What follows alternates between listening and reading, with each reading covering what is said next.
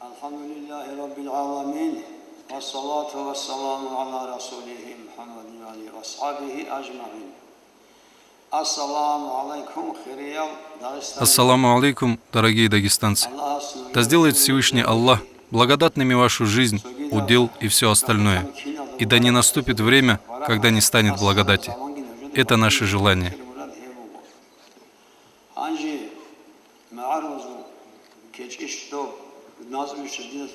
В аварском стихотворении есть такие слова: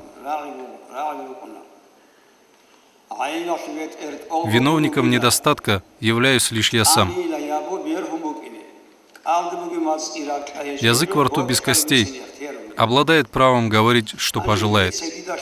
Я тоже расскажу то, что знаю. Больше всего у меня болит сердце за подрастающее поколение, которое упорствует в том, чтобы испортить себе жизнь. Они не знают, каким государством был Советский Союз. Поэтому хочу рассказать то, что я видел. У нас в Черкее было 2-3 человека, которые ездили в Москву, занимались бизнесом. Они привозили оттуда то ли китайские, то ли индийские платки. Принимали у людей заявки на покупку товара и постоянно ездили туда. Их было 2-3 человека.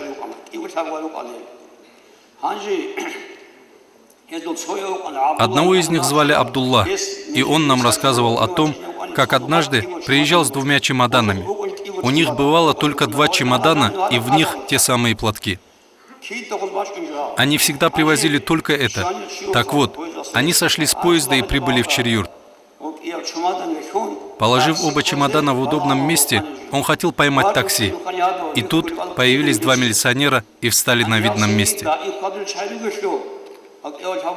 Они давно знали друг друга, так как эти двое постоянно ездили, а милиционеры каждый раз следили за ними. И вот нет возможности подойти к чемоданам, и они решили дождаться, пока те уйдут. Ждали, но милиционеры не уходили. Со слов Абдуллаха, он понял, что они не собираются уходить, и не было другого выхода, кроме как оставить чемоданы там же и уйти домой. Мы спросили его: «А что же случилось с чемоданами?» Он ответил: «Наверное, они унесли». Вы понимаете, дети мои, вот так жили тогда люди. Еще вот что я видел. Это были сталинские времена. Я был еще маленьким. В Гумбетовском районе, в селении Черкота, был фруктовый завод. Он и сейчас там есть. Его директором назначили жителя Черкеи и поручили ему сделать там ремонт. Естественно, для этого ему понадобились рабочие. У меня был старший брат, тогда еще молодой. Даже в армии еще не был, но уже хороший мастер. Тот директор уговаривал его, отправлял людей, приглашая работать. И в итоге он согласился делать ремонт и отправился в Черкота.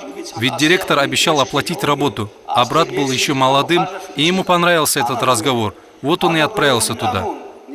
Так вот, за то, что он туда пошел, наших овец, которые паслись вместе с сельскими овцами, прогнали из отары. Тогда сельчанам на 25 лет давали огород для посадки картошки. И этот огород, в котором уже росла картошка, тоже у нас забрали. У нас было 2 быка. Тогда не разрешали держать 2, но мы записывали одного из них на других людей и вот так держали. Этих быков тоже пришлось увезти из села, потому что их тоже хотели забрать, ведь люди доносили. Вот такое было время. В то время не было возможности построить 2-этажный дом, потому что проводили расследование. Это было время, когда появился белый кирпич, и если видели, что у кого-то во дворе его выгрузили, то у хозяина требовали показать документы, потому что такой кирпич предназначался только для государственных работ. Еще я видел, как раньше охраняли государство. Когда устаз из Инхо Абдуль-Хамид Афанди Кудиса Сирруху был в Астрахани, ему рассказали, что туда приехал один араб. Он попросил привезти к нему этого араба, чтобы он мог на него посмотреть, и того привели. Они поговорили, и устаз из Инхо спросил его: «Не можешь ли ты меня забрать туда, в Аравию?» На что араб ответил: «Не то что тебя, и иголку невозможно вывести без их ведома». Вот такое охраняемое было тогда государство, границы были на замке. Еще один пример того, что я видел сам. Я служил в Каунасе. И в нашей роте были машина и конная повозка. И так как лошади требовалось сено, старшина забрал меня и 2 солдат на границу с Польшей. Мы поняли, что это граница. Видно было, что это граница. Были столбы, полоса, в общем, настоящая граница.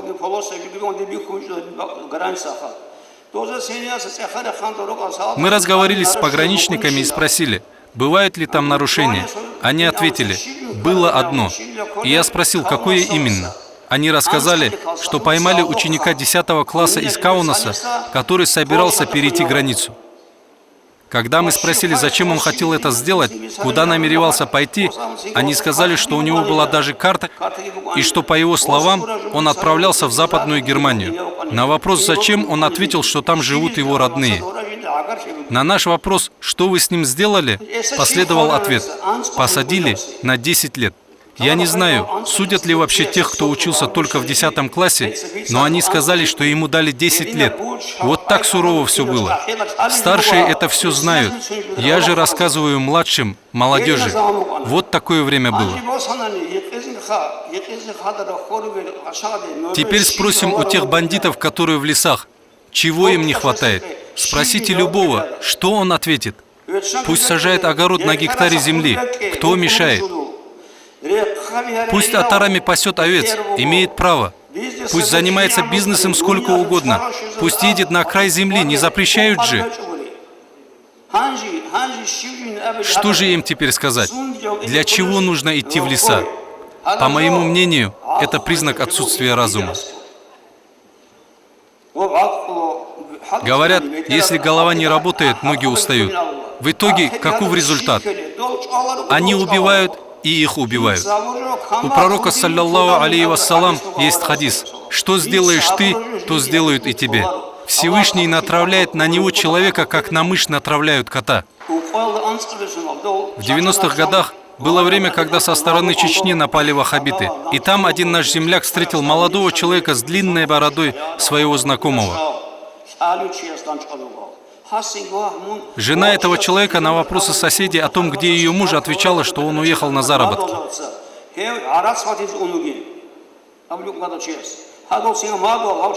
А этот мужчина тоже был их соседом, и он встретил его. И вот этот человек с бородой говорит: больше всего я ненавижу людей тариката и милиционеров. Представьте себе, есть ли где-нибудь в мире государство без охранников правопорядка? Было ли когда-нибудь такое государство? Пусть будет милиция или полиция. Разве бывает государство без тех, кто охраняет правопорядок? За что их убивать? Если кто-то совершает плохие вещи, к примеру, ведь и среди милиционеров, наверное, бывают неважные люди. Всевышний Аллах сам решит, что с ним делать. У человека нет права вредить ему, не говоря о том, чтобы убивать. Они говорят о шариате, кричат «газават». А я бы спросил у них, с чего вы это взяли, где так сказано? Если нельзя убивать даже кафира, то как можно убить мусульманина? Например, они говорят, что взорвав себя, отправляют людей в рай. Имея разум, такое не делают. Сами подумайте, делают ли? Бывает так, что человек вешается. И я видел в одной книге вопрос, можно ли совершать за такого человека заупокойную молитву.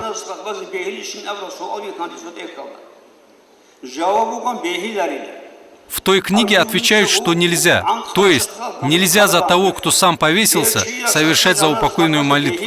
А это означает, что он умер в неверии, потому что за мусульманина обязательно надо совершать эту молитву. Это фарз. А какая разница между тем, кто убивает себя через повешение, и тем, кто взрывает себя? Последний и еще хуже. А эти люди еще надеются, что они попадут в рай. Не то что рай, они близко к раю не подойдут. Они даже его запах не почувствуют. Коротко говоря, для тех, кто находится в лесах, у меня есть назидание. Выйдите из лесов, оставьте их диким зверям и идите к людям. Живите среди них, как мы. Вот это мое им назидание. Конечно, если они примут его во внимание. Если они хотят, и если есть что-то, чего они не понимают, но желают понять, пусть приходят ко мне. Я им объясню все, что они хотят, раскрою для них те вопросы, которые они не смогли понять. Конечно, если они не знают. Если придут, им же от этого будет лучше, не нам. Да наставит их Аллах. Если говорить честно, то мне их очень жаль. Есть еще вот что, дорогие братья. Наш дагестанский народ всегда был очень мужественным, способным, трудолюбивым, религиозным и набожным. Да вы и сами знаете об этом из истории. Но сегодня все изменилось. Даже не знаю почему. В советское время было очень хорошо то, что власти не оставляли человека без работы, ни одного не оставляли. Если кто-то попадал в милицию, то его в первую очередь спрашивали, где он работает. И если оказывалось, что у него есть место работы, то для него все облегчалось. Ну а если выяснялось, что он нигде не работает, то ему бывало вдвойне трудней как находиться там, так и освобождаться оттуда. Он воспринимался как большой враг для всех. Конечно же, он будет совершать такие поступки, ведь он нигде не работает, а есть-то должен. С одной стороны, самой большой причиной у нас является отсутствие работы для молодежи. Обеспечение их работой зависит от государства. Если закрыты и не действуют все заводы, которые были ранее, откуда же возьмется работа? Конечно, если постараться и поискать, работу найти можно. Но даже если так, если будут рабочие места, будет намного лучше. Можно государству постараться сделать так, чтобы для всех была работа. Это самый важный вопрос. А если рассматривать религиозную сторону, я работал в пожарной части, и там однажды провели собрание. Позвав всех чиновников, пришел даже начальник КГБ. Там о многом говорили, а когда выступал начальник КГБ, он, как, впрочем, и другие, говорил, что намаз делать разрешается. Да, разрешали делать дома. И в этом претензий со стороны государства не было. Также говорили, что разрешается изучать арабский язык. Так выступал и говорил начальник КГБ. У нас был водитель, который мог говорить, он поднял руку и спросил, можно ли задать вопрос. Получив разрешение, он продолжил. Вот вы говорите, что разрешается изучать арабский язык. Тогда почему нельзя читать Коран? Он ведь на арабском языке. Тот посмотрел на него и продолжил свое выступление. Водитель остался стоять в недоумении. Затем второй раз спросил, почему ты не отвечаешь на мой вопрос? И снова начальник КГБ на него посмотрел, желая, чтобы водитель понял намек. Но водитель не понимал и продолжал стоять, опустив голову, а тот продолжил свое выступление. Когда водитель в третий раз задал свой вопрос, начальник КГБ разозлился. Как же не разозлиться? Указывая пальцем, он сказал, это особая вещь, садись. Давая понять, что нельзя его читать. И он сел. Ведь знал, что будет, если станешь еще говорить. Тогда тот скажет начальнику, давай пиши приказ о его увольнении. Водитель, конечно, этого не захочет. Вот такое положение было относительно религии. А сегодня как? Что сегодня запрещено? В нашей стране нет таких регионов, откуда бы столько людей отправлялись в хадж, как из Дагестана. Другие продают квоты в хадж, а наши покупают. Вот такое положение. В нашем селе Черкеи есть 12 маленьких действующих мечетей. Есть медресе, в котором обучаются. Что же еще нужно? Что люди уходят в лес, ведут себя непристойно? Спрашивается, для чего? Вот я еще раз повторяю молодежи, которая находится в лесу, в качестве назидания. Молодежь, оставьте это, не губите свою молодость. Для вас в этом нет ни религиозной, ни мирской стороны. Какая же в этом может быть мирская сторона, когда зарабатывают, воруя, грабя, убивая? Разве это дозволенный заработок? Они говорят, что у чиновников деньги недозволенные. А что, забирать у них им дозволено? Это ведь надо понимать. И еще, дорогой джамаат, за маленьких детей должны отвечать родители.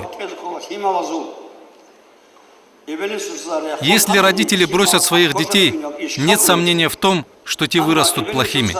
Но если родители дадут детям религиозное воспитание, будут внимательно следить за ними, очень большая редкость, чтобы такие дети стали плохими.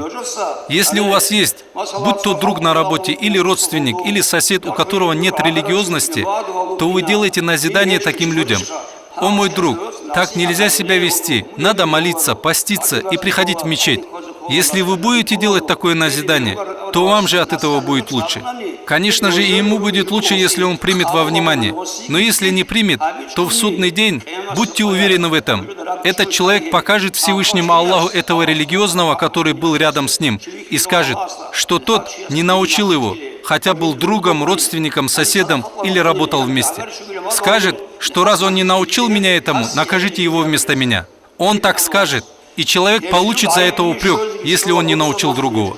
Но если сделать назидание и научить, то он ничего не сможет оспаривать, потому что ты ведь сделал назидание.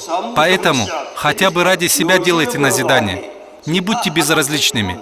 У мусульманина должна болеть душа за человека, у которого нет религиозности. Таких людей у нас много.